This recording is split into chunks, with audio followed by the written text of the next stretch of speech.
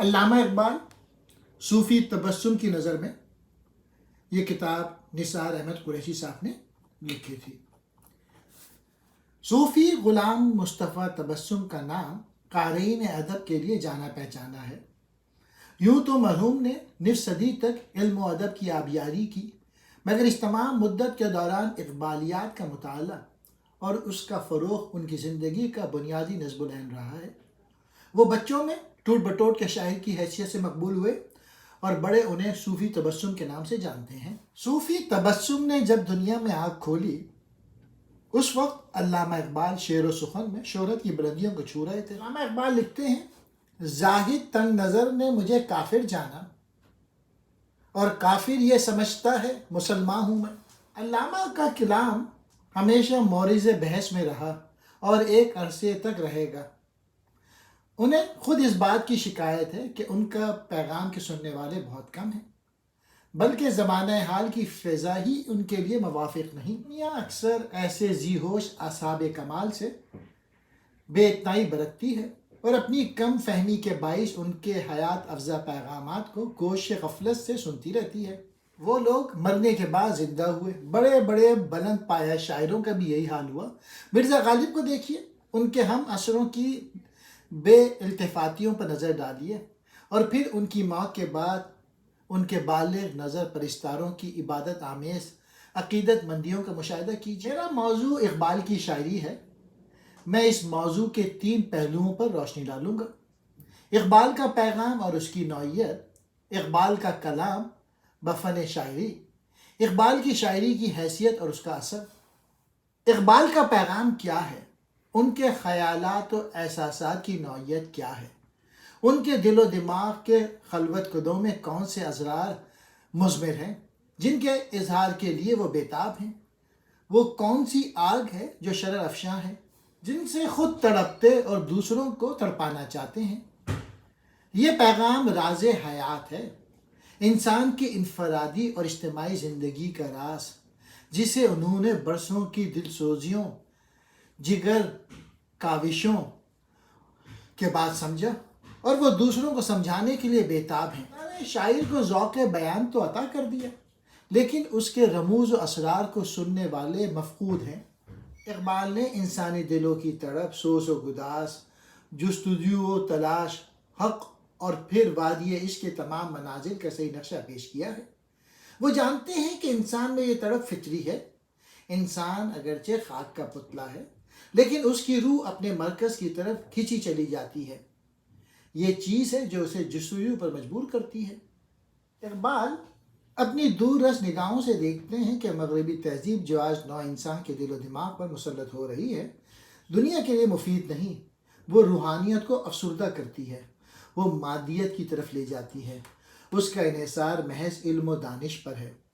وہ دور حاضر کے علوم و فنون کی ترقی میں روحانیت کے زوال کو دیکھتے ہیں۔ یہ ترقی نہیں، تباہی ہے۔ اقبال لکھتے ہیں، ابھی تک آدمی زید زبو شہر یاری ہے، قیامت ہے کہ انسان نوح انسان کا شکاری ہے۔ نظر کو خیرہ کرتی ہے چمک تہذیب حاضر کی، یہ سنائی مگر جھوٹے نگوں کی ریزہ کاری ہے۔ وہ حکمت ناز تھا جس پر خرد مندان مغرب کو حوث کے پنجہ خونین میں تیغ کار زاری ہے۔ تدبر کی فسوکاری سے محکم ہو نہیں سکتا جہاں میں جس تمدن کی بنا سرمایہ داری ہے۔ دنیا میں ایک طرف عظیم و شان حکومت ہے اور اس کی باجبروت فوجیں، دوسری طرف محکوم قوم کی محکومیت ہے اور اس کی بے چارگی اور مظلومیت۔ اقبال کا فلسفہ خودی، ان کی رائے میں ہر شے کی زندگی کا انحصار ہے۔ خودی سے کائنات کے ہر ذرے کا وجود ہے، خودی سے انسان کی ہستی قائم ہے۔ ہاں تو دیکھنا یہ ہے کہ وہ خودی کیا ہے اور اس کے لوازمات کیا ہیں۔ وہ فرماتے ہیں کہ انسان کے لیے اپنی ہستی کا احساس ہی خودی ہے۔ اس کے اپنے اندر کمالات کے تمام اسرار پوشیدہ ہیں۔ جس قدر یہ احساس زیادہ تیز اور استوار ہوگا، اسی قدر زندگی زیادہ استوار ہوگی۔ اس حیات خودی کو قائم رکھنے کے لیے آرزوئے مسلسل کی حاجت ہے۔ جس انسان کے دل میں کسی مدح کے حصول کے لیے آرزوئیں تمنائیں بیتاب نہ ہوں، اس کا وجود مشت خاک سے زیادہ نہیں، اس کا جسم ایک مزار ہے۔ انسانی قلب میں آرزوؤں کی یہ تڑپ اسے سرگرم عمل رکھتی ہے، وہ محو جستجو رہتا ہے، یہ جستجو ہی اس کی روح رواں ہے، جسم اسی سے زندہ ہے، دل اسی سے ہنگامہ آرا ہے، روح اسی سے بیتاب و بیدار رہتی ہے۔ خود ہی اسی سوز عشق سے جس کو ہم پہلے بیان کرائے ہیں سوز حاصل کرتی ہے، وہ خود نور ہے، زندگی کا سوز و ساز ہے۔ محبت اس نور کو زیادہ روشن کرتی ہے، اس آگ کو اور بھی بھڑکاتی ہے، دل اس سے توانا ہوتے ہیں، بے باک ہوتے ہیں اور روحانی ارتقاء کو حاصل کرتے ہیں۔ یہ عشق حق ہے، اس کے لیے کسی خارجی معشوق و محبوب کی ضرورت نہیں، وہ محبوب انسانی ہی کے دل میں نہاں ہے، ہاں اسے دیکھنے کے لیے چشم بینا درکار ہے۔ بے خودی کیا ہے؟ خودی جب تک انفرادی زندگی میں ہے خودی ہے، لیکن جب ایک فرد جماعت میں شامل ہو جاتا ہے تو اس کی حیثیت کچھ اور ہو جاتی ہے۔ وہ پہلے ناز ہوتا ہے، پھر نیاز، وہ پہلے اگر قطرہ ہوتا ہے تو پھر سمندر بن جاتا ہے، وہ اگر خودی کی حالت میں محض ایک برگ گل تھا تو اب وہ ایک چمنزار ہے۔ کون اس حقیقت سے انکار کر سکتا ہے؟ پریشان افراد بکھری ہوئی پھولوں کی پتیاں ہیں، لیکن ایک جماعت میں شریک ہو کر وہی چمن بن جاتی ہیں۔ اقبال کا مخاطب کون ہے؟ ان کا مخاطب دنیا کا ہر فرد بشر ہے، ہر وہ شخص جو سینے میں ایک مضطرب دل، ایک آرزو رکھتا ہے، جو جستجوئے حقیقت میں سرگرم رہ کر اپنی زندگی کو حیات تازہ بخشنے کا متمنی ہو۔ ان کی مخاطب ہر وہ قوم ہے جو دنیا میں اپنے وجود کو برقرار رکھنا چاہتی ہے، جو صحیح شاہراہ ترقی پر گامزن ہونے کی خواہش مند ہے۔ تا خلافت کی بنا دنیا میں ہو پھر استوار، لا کہیں سے ڈھونڈ کر اسلاف کا قلب و جگر۔ پتھر سے خود لال نکالنے میں جو مسرت انسان کو حاصل ہوتی ہے، وہ لال کے ورثتاً لینے میں نہیں۔ عالی حوصلہ وہ انسان ہے جو ایسی دولت کے حصول پہ خوش نہ ہو بلکہ پشیماں ہو۔ انسان کو چاہیے کہ وہ ہر لحظہ کائنات کے اسرار و حقائق پر غور کرے، اس کی ہر نگاہ فطرت کی گہرائیوں تک پہنچنی چاہیے، ورنہ یوں ہی آنکھیں پھاڑ پھاڑ کے دیکھنے سے کیا فائدہ۔ اقبال فرماتے ہیں کہ جو نگاہ کائنات کے سینے کو شگاف نہ کرے اس کا آنکھوں سے باہر آنا ہی بیکار ہے۔ جن لوگوں کی آنکھیں حقیقت کے لیے ترس رہی ہوں، جن کے دل حقائق کو سمجھنے کے لیے بیتاب ہوں، ان کے احساسات کی کیا حالت ہوگی۔ دنیا اس وقت مادیت میں گرفتار ہے، دل سو رہے ہیں اور روحیں خواب دیدہ ہیں۔ اگر ایسے مرد باخبر کی صحبت میسر نہ آئے تو اسلاف سا سوز و گداز پیدا کرنا چاہیے تاکہ دل مضبوط اور ایمان قوی رہیں، جانیں بیتاب ہوں اور روحیں رقص کریں۔ احوال محبت میں کچھ فرق نہیں ایسا، سوز و تب و تاب اول، سوز و تب و تاب آخر، دونوں کی غایت ایک ہے، فرق نوعیت احساس کا نہیں شدت احساس کا ہے۔ اقبال ایک فلسفی شاعر ہے، اس کی شاعری کا سب سے بڑا کارنامہ یہی ہے کہ اس نے دقیق اور خشک فلسفیانہ مسائل کو شعر بنا دیا ہے۔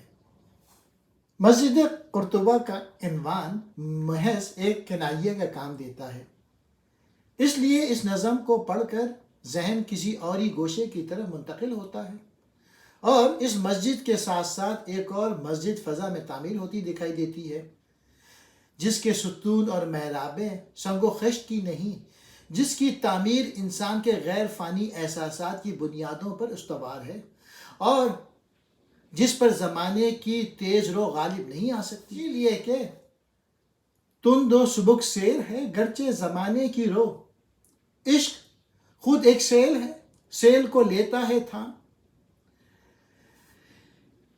اس لیے کہ وہ ابدی اور غیر فانی حقائق پر قائم ہے، مٹ نہیں سکتا کبھی مرد مسلمہ کے ہے، اس کی آذانوں سے ہے فاش سر کلیم و خلیل، اس کی بنیادیں کسی خاص مقام سے وابستہ نہیں، اس لیے کہ اس کی زمین بے حدود، اس کا افق بے ثغور، اس کے سمندر کی موج دجلہ و دنوب و نیل۔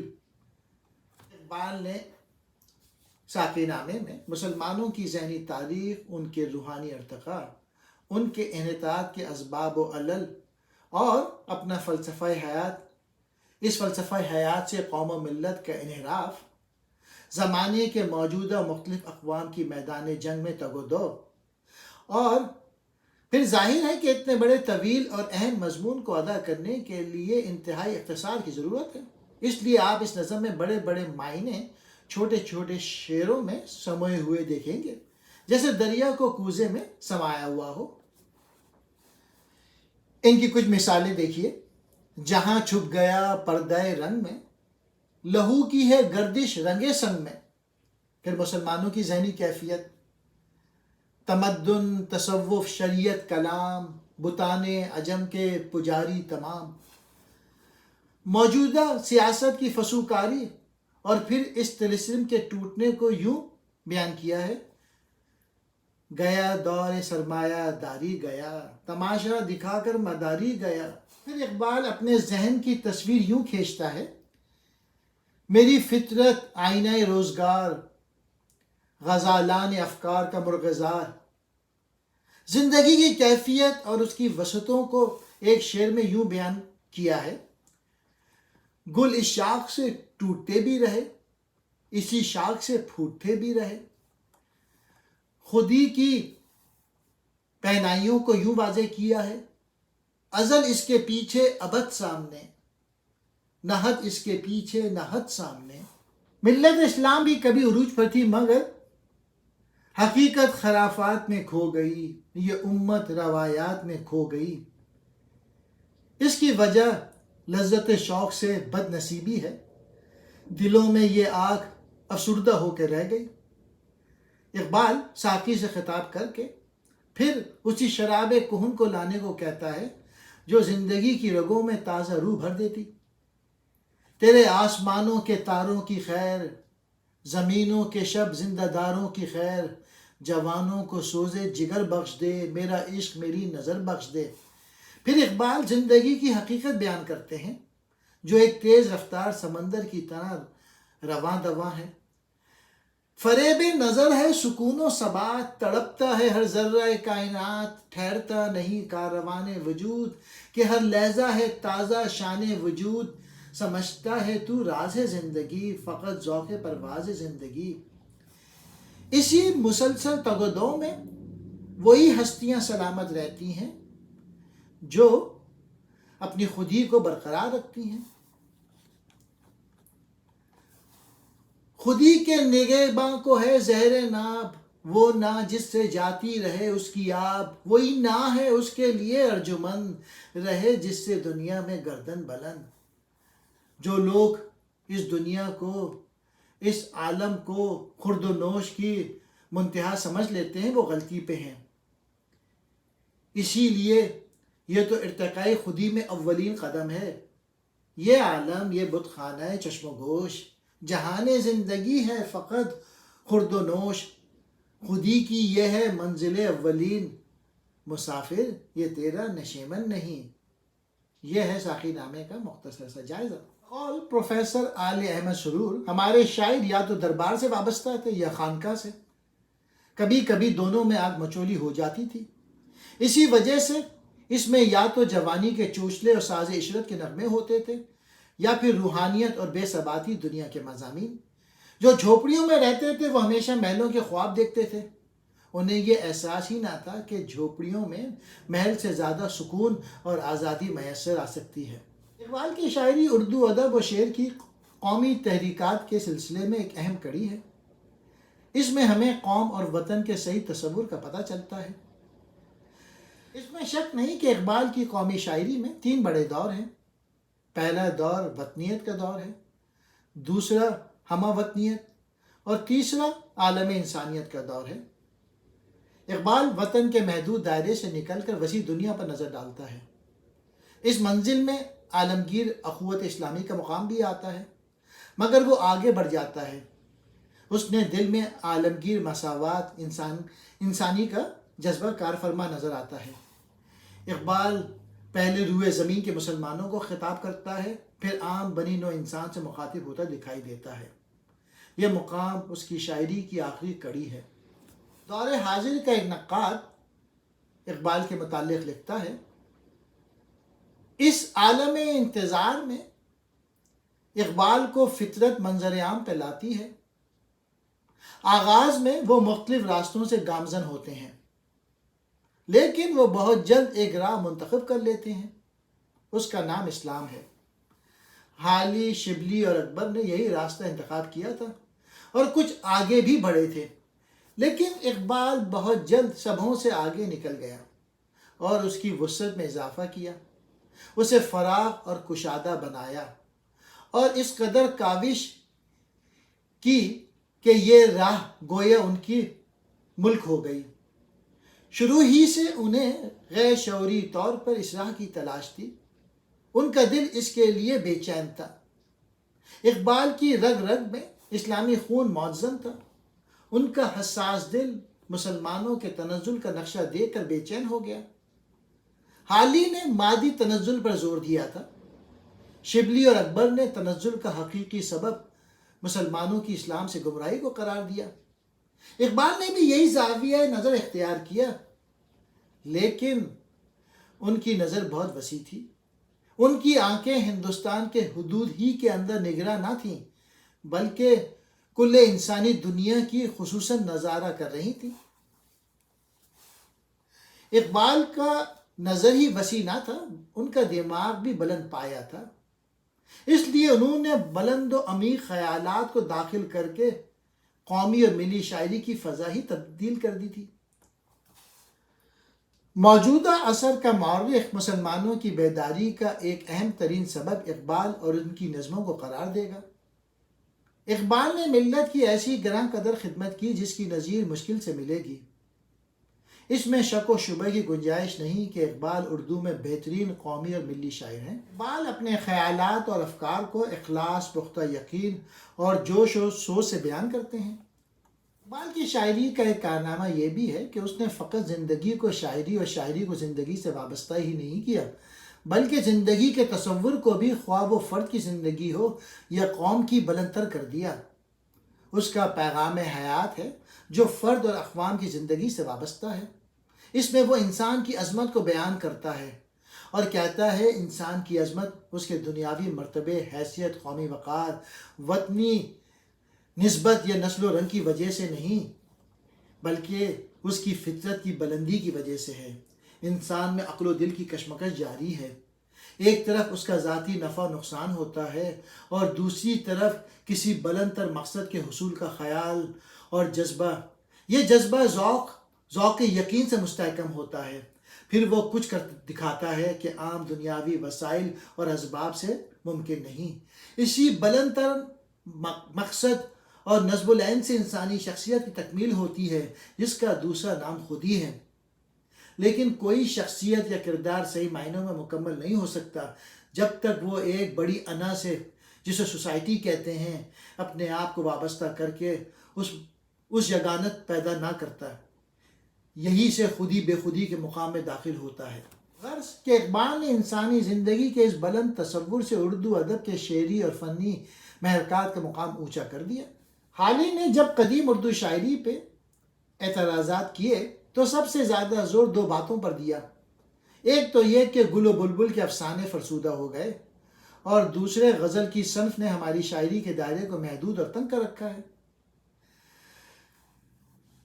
علامہ اقبال کی نظم مزید قرطبہ ساقی نامہ نئے نئے شعری اشارے ہیں جن میں انسانی زندگی، اس کے اعلیٰ مقاصد، اس کے فنون کی کار فرمائیاں پورے طور پر ہمارے سامنے آ جاتی ہیں۔ مسجد قرطبہ خشت و سنگ کی عمارت نہیں، بلکہ تمدنی علامت ہے جس کی بنیاد ایک معیاری شخصیت و کردار پہ رکھی گئی ہے۔ اقبال کی ایک نظم والدہ مرحوم کی یاد، یہ نظم ایک مرثیہ ہے جو اقبال نے اپنی والدہ محترمہ کی وفات پہ لکھا تھا۔ ماں کی موت ایک ایسا حادثہ ہے جس سے تمام انسان بلکہ حیوان اور پرندے بھی متاثر ہوتے ہیں، اور اس حادثے کا اثر بھی اپنے اپنے حلقے میں ہر جنس کے افراد پہ کم و بیش یکساں ہوتا ہے۔ اس اعتبار سے یہ حادثہ کوئی غیر معمولی حادثہ نہیں کہ جس کے روح پذیر ہونے سے دنیا میں کوئی غیر معمول ہیجان یا انقلاب پیدا ہو جائے، لیکن اس حادثے پر اقبال کا تاثیر غم بالکل جدا گانا ہے۔ وہ ایک یتیم بچے کی طرح زار زار نہیں روتا، بلکہ ایک بالغ نوجوان کی طرح دم بخود خاموش دیکھ رہا ہے اور متانت کو ہاتھ سے نہیں چھوڑتا، اگرچہ اس کی یہ خاموشی نادان بچے کی فریادوں سے کہیں بڑھ کر ہے۔ اس حادثے سے اقبال نے فقط جذباتی تاثر نہیں لیا، بلکہ ایک بالغ نظر مفکر کی طرح اس میں بہت سے حقائق کا بھی مشاہدہ کیا ہے۔ وہ اس مشاہدے کو محض اپنی ذہنی تجربے تک محدود نہیں رکھتا، بلکہ دوسروں سے ان حقائق کو محسوس بھی کراتا ہے۔ نظم شکوہ ایک بچے کی فریاد ہے جو کبھی جائز اور کبھی ناجائز طریق پر روتا ہے اور ہنگامہ بپا کرتا ہے۔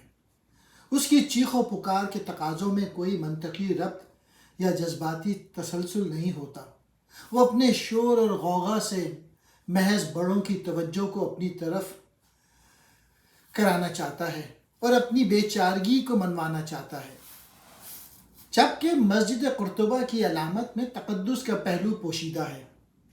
وہ فن تعمیر کا ایک شاہکار بھی ہے اور عہد ماضی کی شاندار روایت کی ایک یادگار بھی۔ چنانچہ اقبال نے ان تمام باتوں کو ملحوظ رکھتے ہوئے نظم کے لیے ترکیب بند کی صنف انتخاب کی ہے۔ اقبال کے نزدیک خودی سے مراد ایک بلند انسانی شخصیت کی تعمیر ہے۔ شخصیت کی تعمیر کے لیے انسان کے سامنے ایک ایسا نظریہ ہونا چاہیے جو بلند سے بلند تر ہو۔ انسانی زندگی عام حیوانات کی طرح صرف کھانے پینے اور سونے کا نام نہیں، بلکہ اخلاقی اور تہذیبی فضائل کا اکتساب ہے۔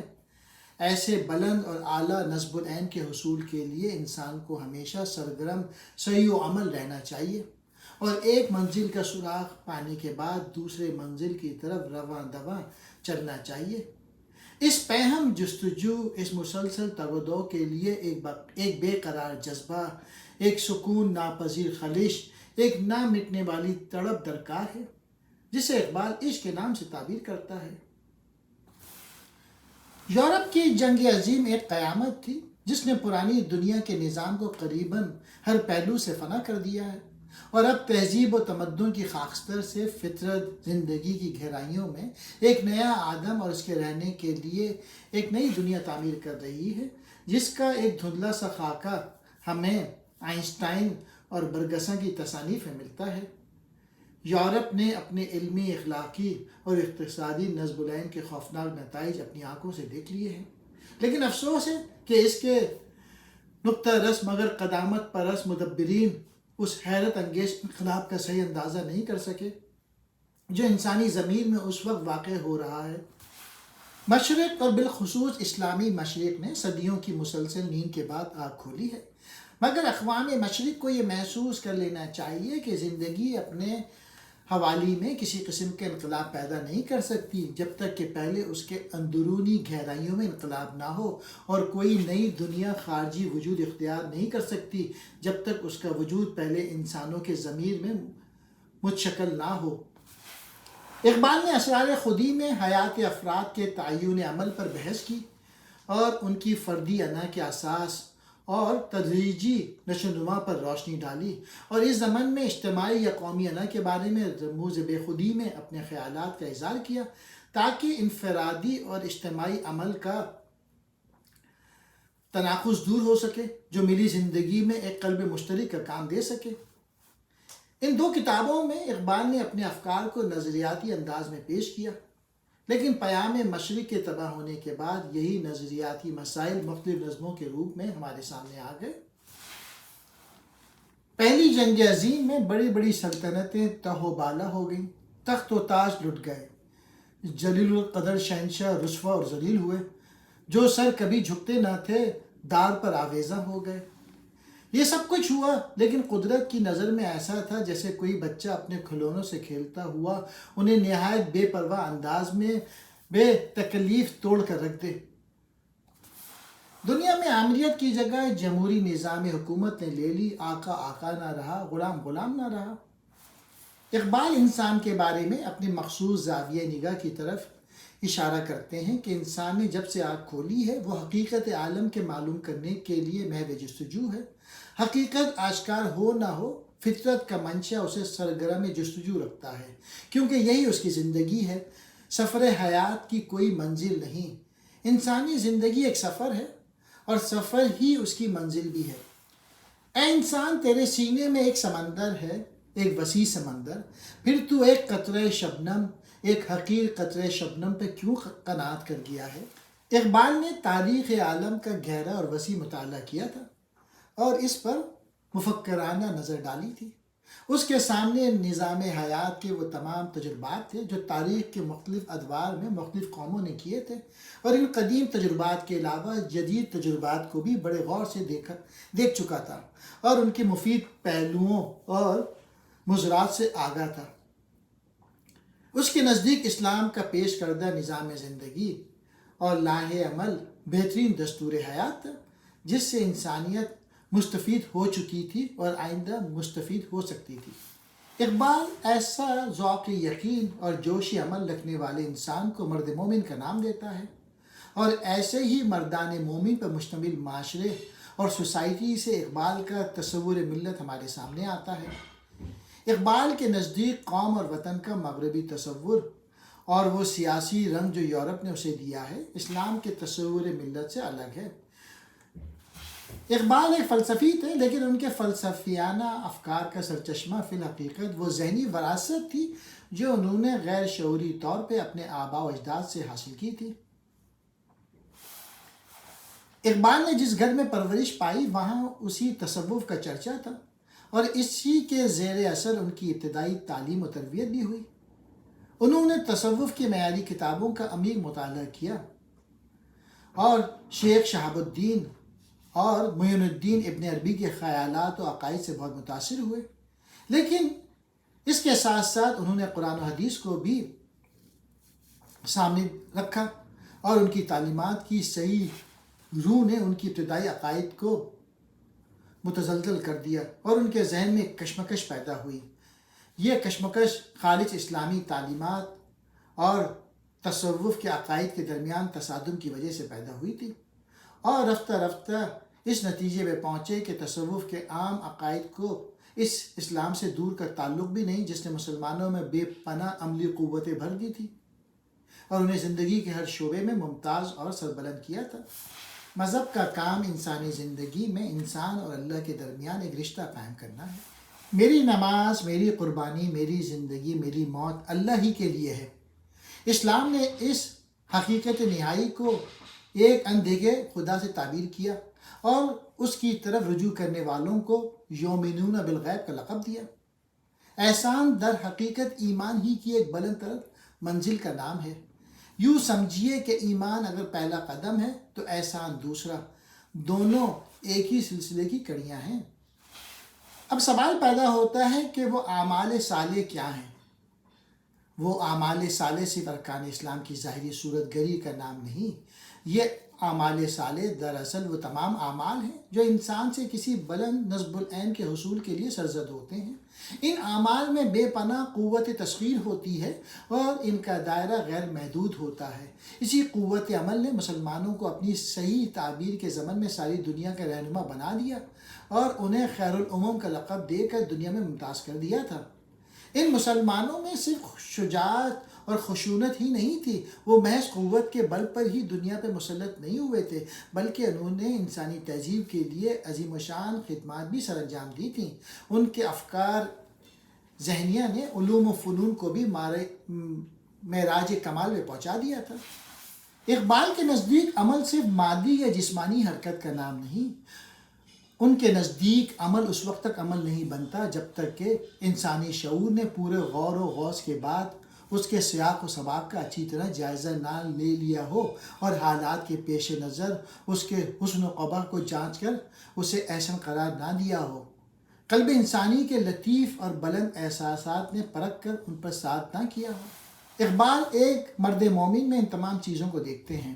ہاتھ اللہ کا، بندہ مومن کا ہاتھ، غالب و کار آفری، کار کشا، کار ساز، خاکی و نوری نہاد بندہ مولا صفات، ہر دو جہاں سے غنی اس کا دل بے نیاز، اس کی امیدیں قلیل اس کے مقاصد جلیل، اس کی ادا دل فریب اس کی نگاہ دل نواز، نم دم گفتگو گم دم جستجو، رزم ہو یا بزم ہو پاک دل و پاک باز۔ ایک اور جگہ لکھتے ہیں اقبال، لباتا ہے دل کو کلام خطیب مگر لذت شوق سے بے نصیب، وہ صوفی کے تھا خدمت حق میں مرد، محبت میں یکتا حمیت میں فرد، عجم کے خیالات میں کھو گیا یہ سالک مقامات میں کھو گیا۔ یہ عجم کے خیالات اور سالک کے مقامات وہی ہیں جو صحیح حرکت سے عاری ہیں اور اعمال صالح کے تحت میں نہیں آ سکتے۔ ظاہر ہے کہ اقبال کا یہ انداز فکر اس تصوف سے بالکل مختلف ہے جو صدیوں سے دنیا اسلام میں مروج رہا ہے، جو بدقسمتی سے بڑی حد تک مسلمانوں میں جمود پیدا کرنے کا باعث بنا رہا۔ اقبال نے اپنے خیالات کو ایک اور مقام پہ بڑی وضاحت سے بیان کیا ہے۔ وہ فقر کی تشریح یوں کرتے ہیں، ہمت و اگر تو ڈھونڈ وہ فقر جس فقر کی اصل ہے حجازی، اس فقر سے آدمی میں پیدا اللہ کی شان بے نیازی، کنجشوں کو حمام کے لیے موت ہے اس کا مقام شہبازی، روشن اس سے خرد کی آنکھیں بے سرما بو علی و راضی، حاصل اس کا شکوہ محمود فطرت میں اگر نہ ہو ایازی، تیری دنیا کا یہ سرافیل رکھتا نہیں ذوق نئے نوازی، ہے اس کی نگاہ عالم آشوب در پردہ تمام کار سازی، یہ فقر غیور جس نے پایا بے تیغ و ثنا ہے مرد غازی، مومن کی اسی میں ہے امیری اللہ سے مانگ یہ فقیری۔ تصوف میں فنا کا مسئلہ بہت اہمیت رکھتا ہے۔ اس ذوق فنا نے رفتہ رفتہ مسلمانوں میں ترک دنیا کا جذبہ پیدا کیا جو بڑھتے توکل، قنوتیت اور تقدیر پرستی تک پہنچ گیا، اور اس سے قوم کے عمل بیکار ہو کے رہ گئے، فرد کی خودی اور شخصیت دب کر رہ گئی، اور زندگی کے ولولے اور بلند مقاصد اسے زہر قاتل نظر آنے لگے۔ اپنے میں اللہ تعالیٰ کی صفات پیدا کرو، اس حدیث کی روشنی میں انسانی زندگی کا مقصد یہ ٹھہرا کہ انسان اپنی شخصیت میں ان اوصاف کی تکمیل کرتا جائے اور تکمیل کا ہر قدم اسے خدا کے قریب تر کر دے۔ یہاں پہنچ کر اہل تصوف کے دو گروہ ہو جاتے ہیں۔ عام گروہ کا عقیدہ یہی ہے کہ انسان مختلف مقامات سے گزر کر اپنے آپ کو ذاتی باری تعالیٰ میں فنا کر دے، لیکن ایک دوسرا گروہ اس کے برعکس کہتا ہے کہ انسانی انجام یہ نہیں کہ وہ ذات واجب کے سمندر میں غرق ہو جائے، بلکہ ذات الہی کو اپنے میں جذب کر لے تاکہ کبھی فنا نہ ہو۔ یہ اس کا بلند ترین مقام ہے کہ وہ اس کا دو بدو مشاہدہ کرتے ہوئے بھی اپنی علیحدگی کو بسطور قائم رکھے۔ یہی اقبال کا نظریہ ہے۔ انسانی انا اس قطرے کی طرح ہے جو اپنے وجود کو کبھی سمندر میں گم ہونے نہیں دیتا۔ تنگ مایہ نگدی ریگستان میں جذب ہو جائے لیکن سمندر میں اپنے وجود کو فنا نہیں کرتی۔ ایسی شخصیت خودی یا انا کو جو یوں تکمیل پائے اقبال مومن کا لقب دیتا ہے۔ صوفیاء اسلام اس امر میں اقبال سے متفق ہیں کہ ایسے شخص میں تاثیر ہوتی ہے اور وہ جسے چاہتا ہے فیضیاب کر دیتا ہے۔ صوفیہ اس تاثیر کو نظر یا توجہ کا نام دیتے ہیں۔ اقبال بھی نظر کا معتقد ہے۔ نظر سے خبر پیدا ہوتی ہے۔ جو شخص ایسی انا کے زیر اثر آتا ہے وہ پہلے سے بہتر بن جاتا ہے۔ مرد مومن در حقیقت افراد اور اقوام کی سیرت اور تاریخ کا سانح ہوتا ہے۔ انسان کے فکری، اخلاقی اور روحانی ارتقاء کی تاریخ دراصل ایسے ہی برگزیدہ لوگوں کے کارناموں کی تاریخ ہوتی ہے۔ ایسے بزرگ صحیح معنی میں صاحب کرامات ہوتے ہیں۔ ایسی نمایاں اور عظیم شخصیات جب کسی قوم یا جماعت میں پیدا ہوتی ہے تو وہ قوم اور وہ جماعت اپنے اندر ایک نیا احساس زندگی پاتی ہے۔ اقبال اس قوم کو ماننے کے لیے تیار نہیں جس میں نہ اہل نظر ہو، نہ اہل دل، نہ اہل عمل۔ تربیت خودی 3 مرحلے۔ اقبال کی 2 مثنویاں اسرار خودی اور رموز بے خودی کا کلام اس کے پیام اور فردی و اجتماعی نظام حیات کے سلسلے میں بنیادی حیثیت رکھتا ہے۔ اطاعت، ضبط نفس، نیابت الہی 3 کٹھن مرحلے ہیں، مگر اقبال کا اعجاز تخیل اور اس کی جادو بیانی دیکھیے۔ اطاعت کی ایسی فلسفیانہ تشریح کی کہ جبر و اختیار کا مسئلہ حل ہو گیا۔ جبر عالم مجبوری ہے اور اختیار آزادی اور حریت کا نام ہے۔ اقبال کے نزدیک اعلیٰ اور عرفہ حریت اطاعت یعنی پابندی ضوابط ہی سے پیدا ہوتی ہے۔ فرائض سے مقصود آئین و ضابطہ اور آئین و ضوابط کی پابندی اطاعت ہے۔ یہ اطاعت، یہ فرما پذیری انسان کو صحیح احساس عظمت دلاتی ہے، اور بقول اقبال کہ انسان بظاہر اسیر تو نظر آتا ہے لیکن مرد حر ہوتا ہے۔ ہوا کو دیکھو فضا میں آزادانہ گھومتی ہے، لیکن جہاں پھول کے آغوش میں سمائی خوشبو بن جاتی ہے۔ اس قید و بند نے اسے نافع آہو بنا دیا۔ اے انسان، تو بھی اپنے فرائض سے روح گردانی نہ کر، تیری اطاعت اور پابندی فرائض تجھے اعلیٰ مقام پہ پہنچائیں گے۔ محنت ہی سے سعادت کی دولت نصیب ہوتی ہے۔ ہر شے کے اندر آئین پوشیدہ ہے، اور اس ضبط آئین نے اسے قومی اور مستحکم بنا رکھا ہے۔ توحید کا راز لا الہ الا اللہ کے 2 لفظوں میں پوشیدہ ہے۔ اپنے آپ کو خالق حقیقی کے زیر اطاعت کر لینا اور اس کے روبرو سر تاپا تسلیم و رضا بن جانا، جس کی مکمل تصویر ہمیں حضرت ابراہیم میں ملتی ہے، جس نے دنیا کی ہر خواہش کو تج کر خدائے بزرگ و برتر کی خوشنودی کے آگے سرخم کر دیا۔ کلمہ لا الہ گویا صدف ہے جس کا گوہر تابدار نماز ہے۔ اقبال کے نزدیک انسان کی سب سے بڑی شان یہ ہے کہ وہ دنیا میں نائب حق کا کردار ادا کرے اور اس منصب کے طفیل اس مادی دنیا میں حکمرانی کرے۔ اقبال کے ہاں خودی کا تصور در حقیقت قرآن کریم کے نیابت الہی کے تصور کا آئینہ ہے۔ خدا کی ذات لامتناہی قوتوں کا سرچشمہ ہے۔ خدا کی مشیت اور قوتوں کے سامنے خاک و افلاک، ذرہ خورشید سب سربسجود ہیں۔ قرآن کریم میں جس نصب العین آدم کا تصور پیش کیا گیا ہے، وہ بھی ایسا آدم ہے جس کے آگے فرشتے سر جھکاتے ہیں۔ بظاہر اس میں تضاد نظر آتا ہے، لیکن اس تضاد سے توحید میں کوئی فرق نہیں آتا۔ جب کسی بادشاہ کا وزیر یا نائب پوری طرح سے اس کی سیاست کو سمجھنے والا اور تہہ دل سے اس کے احکام کو بجا لانے والا ہو تو اقتدار کا سرچشمہ بادشاہ ہوتا ہے، لیکن رعایا کو وزیر نائب کی اطاعت اسی طرح کرنی پڑتی ہے جس طرح بادشاہ کی۔